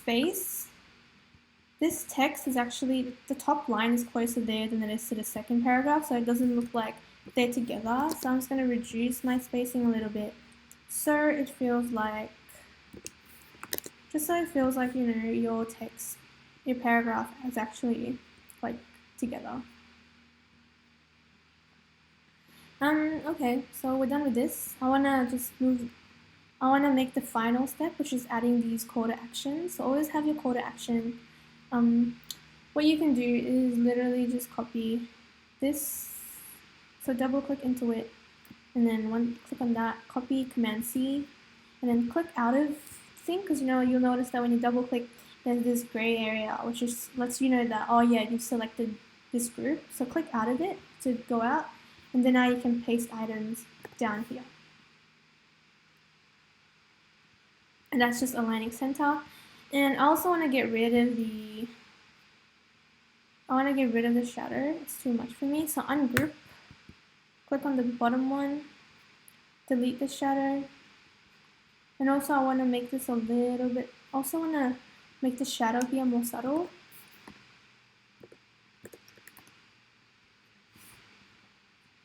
And then also I want to group them again and just make it a little bit smaller. And then I'm going to align it center there. And make sure I snap it back to the edge. I think this works. Just need to make it a little bit smaller again. Maybe you can even snap it to like the size of these two grids, which I think is perfect. Cool. So I think I want to move that closer to my image because I want the call to action to be slightly separated, but also kind of like in the same group. It's like I want it to be slightly separated from the text, but also like still in the same group of image, if that makes sense. I'm gonna move that a little bit higher because I feel like it's too far apart that it looks like, oh, it's just there randomly. Then I'm gonna copy there as well. I'm gonna make center. Commands. I'm gonna group them like Command G, so it's easier to snap to this. Yep. And then finally ungroup, Command Shift G. And I'm going to copy this, holding Alt and Shift, and that should snap to the center straight away. Cool. And then obviously, since they're different things, they're going to have different call to actions. So hold your text thing. This one's going to be the full menu. This one I only want to go take them to the pizza menu. Also, I forgot one thing. This is not align center. So as you can see, it's like changing it to the left. And so we're going to click on that and click on that. I'm going to ungroup it, Command Shift G, and I'm going to click on this text, click on that text and that text, and make them paragraph align center. So as you can see, they might move a little bit. So, but just like snap them back to the center like that.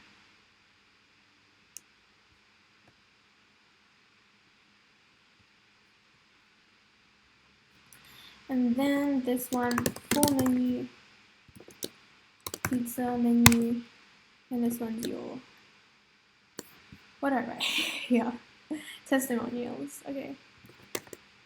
So this is like, oh yeah, the reason I had a testimonials is because they value good customer service. Yeah. Cool. So that is it for the About Us section. So now that that's done, you want to also highlight all of them, group them together, and then now that's kind of like one section. And then I'm going to move this down here, just so it's aligned to this section. And then I'm going to select this entire grid and move it down. So then I kind of like have a guide, and this just tells me that, yeah, so this is a new section, this there, this area there. But also, this is the grid in case I need to align it to that section. What's next? So, our next thing is actually the... Oh, alright, that makes sense. Okay, so the reason I had the order now there was because initially I had the order like in the menu. I had the order like actually in between About and the menu. So I think we're going to probably, I think I'll leave that there. I think I'll just definitely leave that there. So even though the order is like towards the very end on this side, I would probably move this order section towards there, but then it kind of like makes it a little bit more unorganized because your order is your standout one. You want to kind of like leave it in there in that corner, but we want this to be kind of like the standout of your main landscape, and so I'll just kind of like leave the order section on this side. So you know how so far we've been working with grids, so this is like a 3-column one. We're actually going to break the rules a little bit. Like if you'll notice, what's that? Wayfair, I think. Wayfair. Or maybe Catch.com even, I don't know. Maybe Catch.com does it.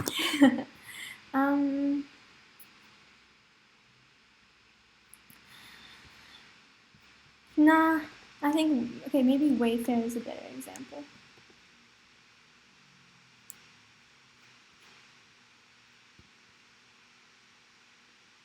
Okay, so if you go here, you'll notice that what Wayfair does is they kind of like have these groups. They split them up to 4 grids.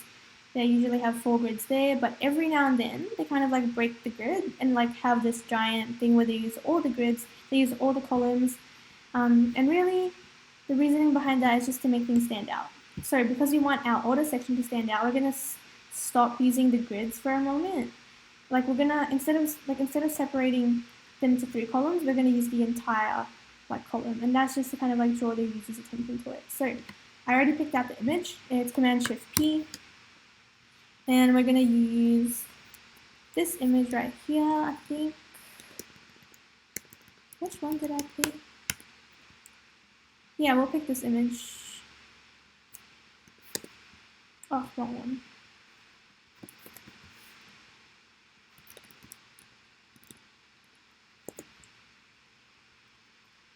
There we go.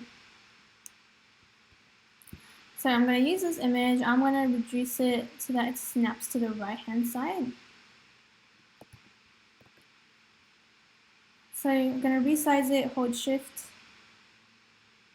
Sometimes Illustrator acts weird and doesn't snap, so you're just going to have to estimate it and see where it is. So I'm not going to crop this just yet because I want to make this call to action and I'm not sure how much space it's going to take up.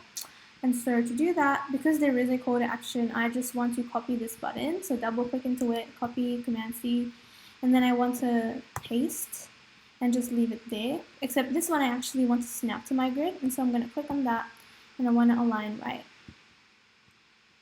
there. So I think in this scenario, red is going to be like a little bit like too much. It's going to be competing a little too much with the background, and so I think that's why. And so that's why I kind of like decided to make this go with white, and then make this one instead like red. Except because it is red on white, it doesn't really need that shadow anymore. It's just kind of like a little bit too distracting, and I think I want to make it a little bit heavier, like on the weight. Yeah. Also, I think the shadow is a little bit too much as well. I think it needs a little bit of an extra blur. Cool.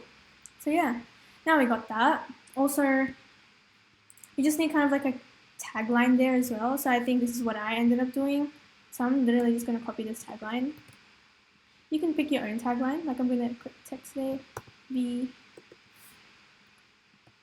going to align this to the right. And I want this to be smaller. That's too big. Okay, I like that. But also you want to halve this.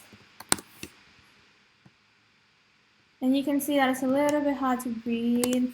The reason for that is we haven't added our gradients yet. But basically, because we know this is the approximate size we want, we're just going to move this there to where I want it. And then I'm going to click on crop image. And I'm going to make sure the top snaps to the grid that we have on the right there, this grid. And then this one, I'm going to make sure it takes up the entire image. And then finally, I want this to just go there. Actually, I want to keep a little bit of that top part, so I'm going to move this again. And I want that there. I'm going to crop this again, make sure it snaps to the grid on the right. Yep, and that looks good. Maybe I would have preferred to actually keep a little bit more of that wooden spoon because it actually looks nice. Yeah, and then I would probably crop a little bit more of the bottom part of the image. And yeah, so now we're just missing our gradient. So same thing that we did at the top gradient there.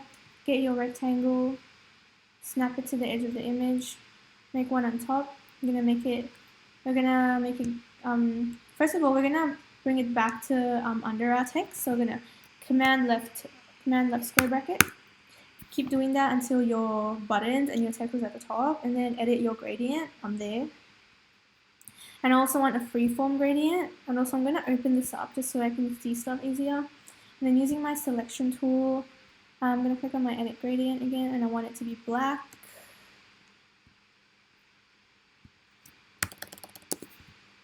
Same thing with this.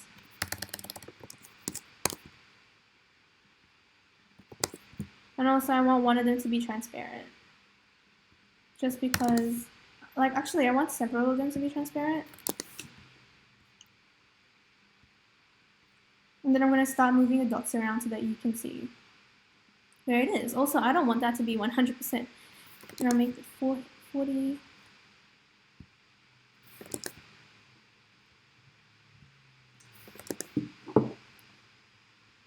Cool.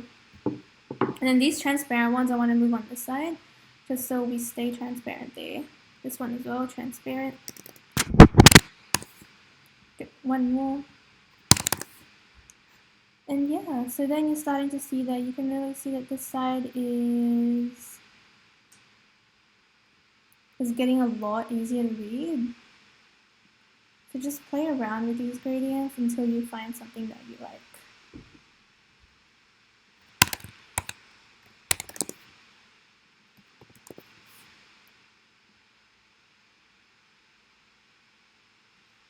Cool, I think I'm happy with this. And then just to give that a little bit of an extra readability, I'm going to add drop shadows there as well. Cool, done. So that's it. And then in terms of making these bottom sections there, it's the same idea behind making the about section. So I'm just going to skip that bit because it's not super important. We're going to move on to our menu. So what I realized when I was making a menu was that I didn't like I really hate looking at these menus like this. Like, okay, so there's two types of people. There's people who like to just see everything that's there, but then there's also people like me who are just like, I don't know what any of these mean. Like, I want to see what they actually look like. And so I kind of like redesigned it so that you can see the pictures. Now, obviously, it takes up a lot of space. And so what a lot of websites do is like they have an option to show as a list or to show as a grid. I think if you go into Finder or any of your file managers, they always have this option to show as a grid or to show as like a list or like that. And I think that's definitely the way to go. But just for the purposes of the redesign, like this is just how you would do it if you decided to go with the grid. I would have definitely, if I had more time, I would have definitely added an option to show as a list. But this is what we're doing right now.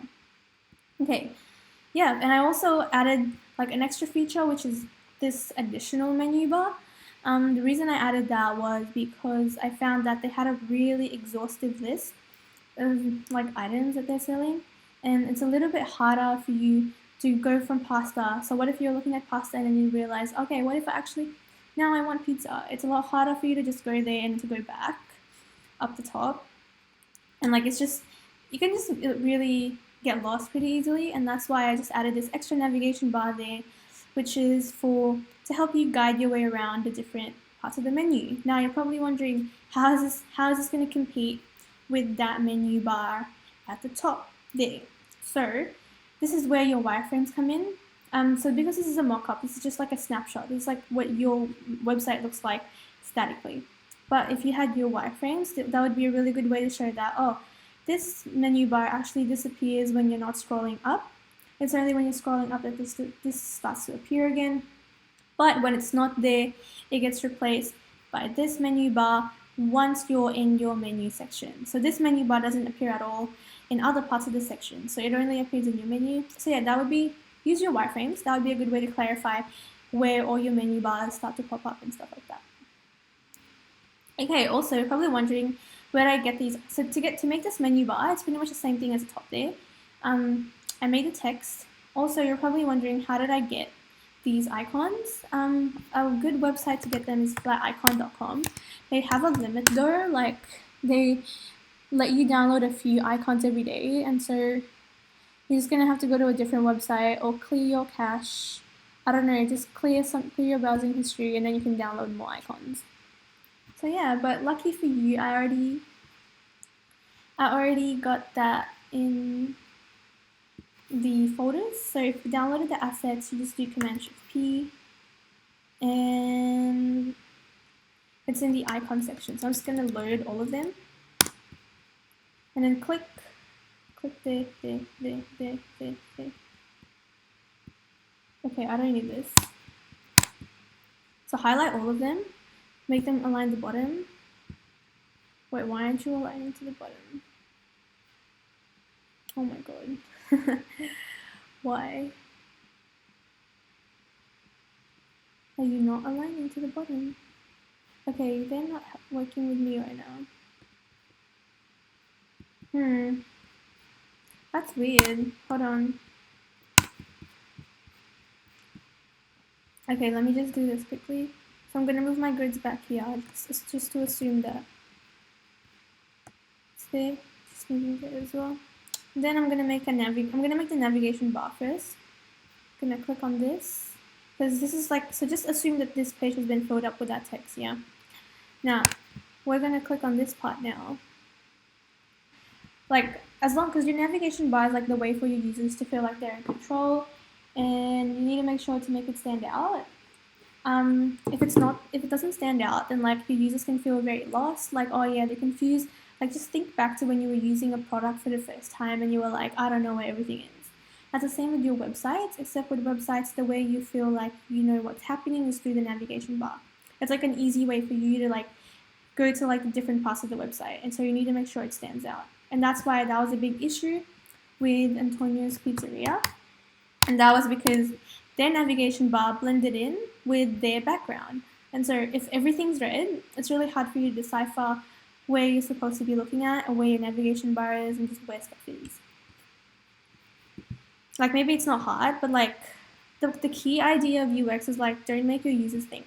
Like, if you're making them think of where stuff is, you're not doing a very good job.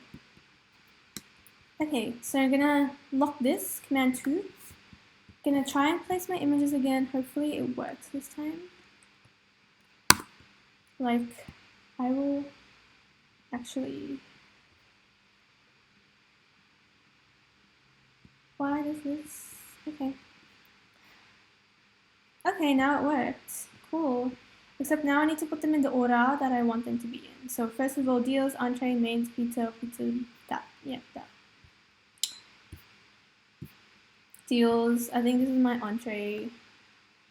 And then I have my main. And then I have my gourmet pizza. Oh god, this is so confusing. So I have deals, entree, mains, pizza, gourmet pizza.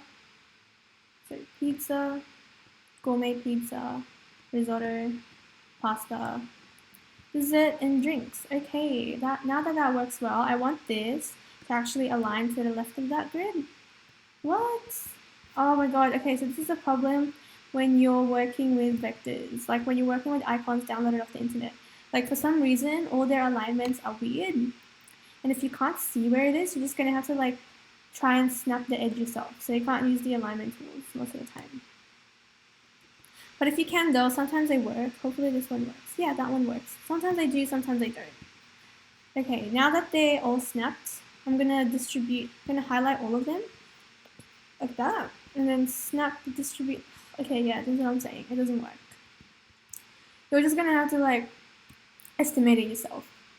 1, 2, 3, 4, 5, 6, 7. I'm guessing it's there. So there's gonna be one in the middle, and I think it's gonna be this one. So luckily I can just snap this one to the middle. As you can see, that kind of like helps me. And then I'm just gonna have to estimate where the rest of these should go because Illustrator is not really helping me.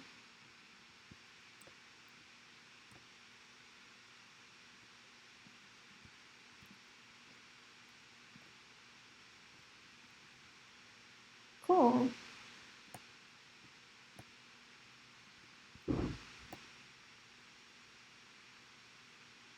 Okay, this is gonna take a while. But you guys get the idea, right? So I'm just gonna move along. I'm gonna copy whatever this is and paste it there. Just because it's taking too much time. But yeah, that basically took me a good couple minutes.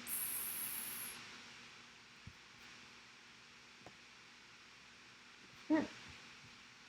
Also, just as a tip, like this isn't like a word of advice, make sure that when you're downloading icons from this website, don't download them as PNG. So when you're downloading icons, you get an option to either download as PNG or as an SVG file. So PNG works with pixels. So that means that when you look at your image and you try to expand it or make it bigger resolution, you will see each individual pixels that go into it. So for example, if I look into this image and I try to zoom in, you can see it gets blurry and you're starting to see all the pixels there. And that's what a PNG does. You can see the pixels. But if you download the SVG file, what it does is it works with vectors. And so vectors are like scalable, and so no matter how big or how small you make your image to be, it's gonna look like they just do some maths to kind of like calculate how it should increase and stuff, and so like it just doesn't lose quality. So that's what Illustrator is. It just, no matter how big you make your stuff here, I can literally make this, like this text, I can make it like really big and it won't lose quality. Compared to if I make this image really big, it's probably gonna lose its quality at some point. Okay, so that's it. Now I'm gonna put that there. Looks like my navigation bar isn't big enough.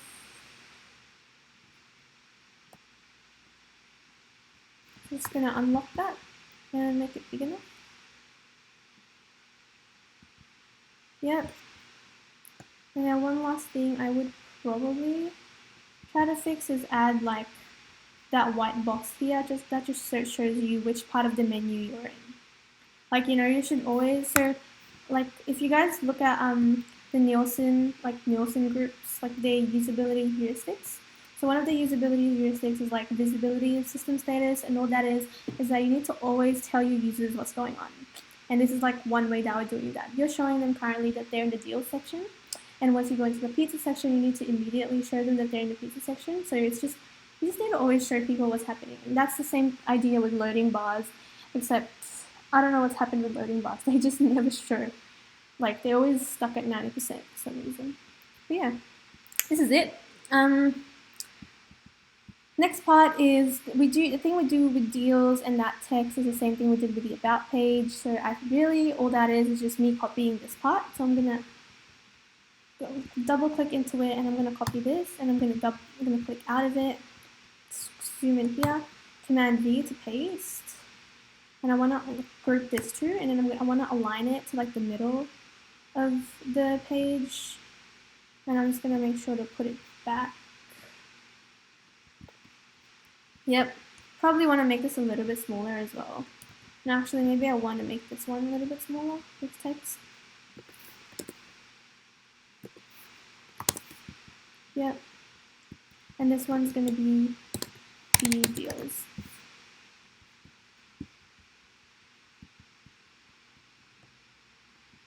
There we go. And then at this point, because your menu is really long, it doesn't really matter that you're not following like what's on the page, as long as this one page has a certain number of items. For example, as you can see in my part, like this entire thing is how much your page, like this thing is how much you can see in one page. Like, it doesn't really matter that the rest of it is on another page, as long as you have like a certain amount of information there, that's good enough. And so again, Command-Shift-P. Where'd it go? Images. I'm just going to use the same image here. I'm going to use a placeholder just because I don't want to... Where is it? There. And I want to make it a square. First of all, I'm going to resize it, hold Shift. And then I want to resize it into a square, crop image. Because I want it into a square, I want to make the ratio... So I'm going to go in here and enter, like, I don't know, maybe 300. And I'm going to make sure that this is also 300. And then I want to like click on this so that it snaps to these proportions. So now when I click on there and I try and increase it, it does it. And also you need to hold your Shift, yeah? Make sure you're always holding your Shift key so that it's snapping to that square. Yep, cool, now it's cropped, press Enter, and I'm gonna put it there. Finally, I need my grid to like help me align this.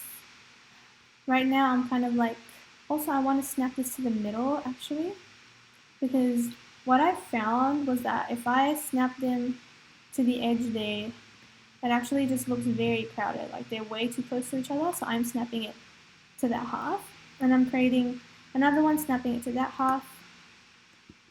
I'm going to ungroup this, I'm going to snap that to align right, and I'm going to click all three and distribute evenly.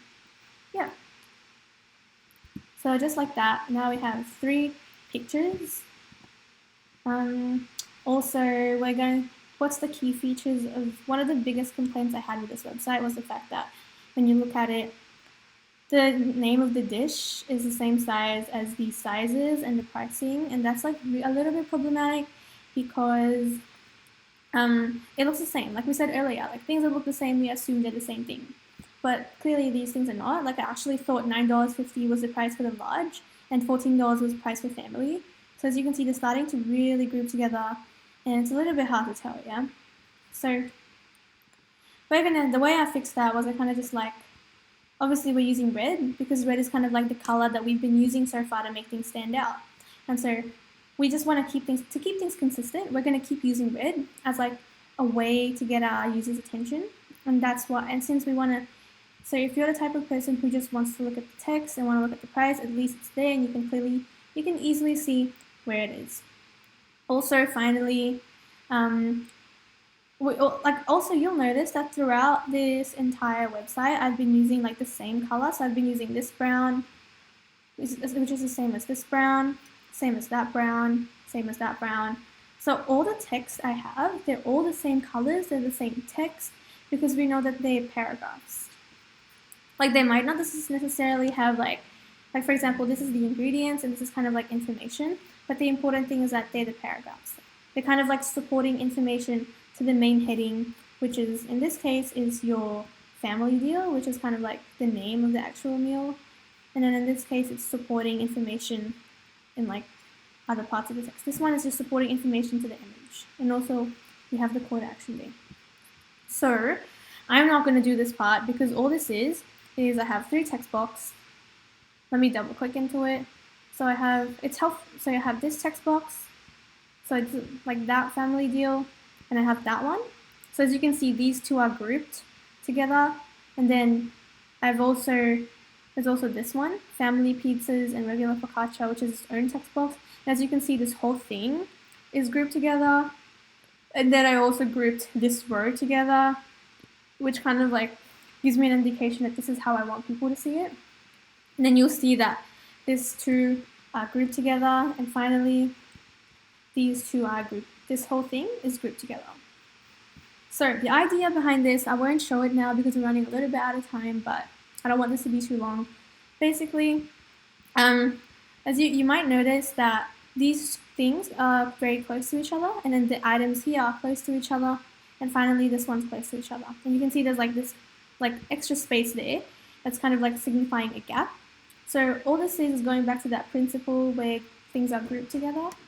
The closer stuff is, the more they look like they're linked, and because our deals is linked there, that's how you know. That's like, it just helps your user skim your website a lot easier, because most of the time when your users are going to your website, they're just skimming it, they're not actually reading the whole thing.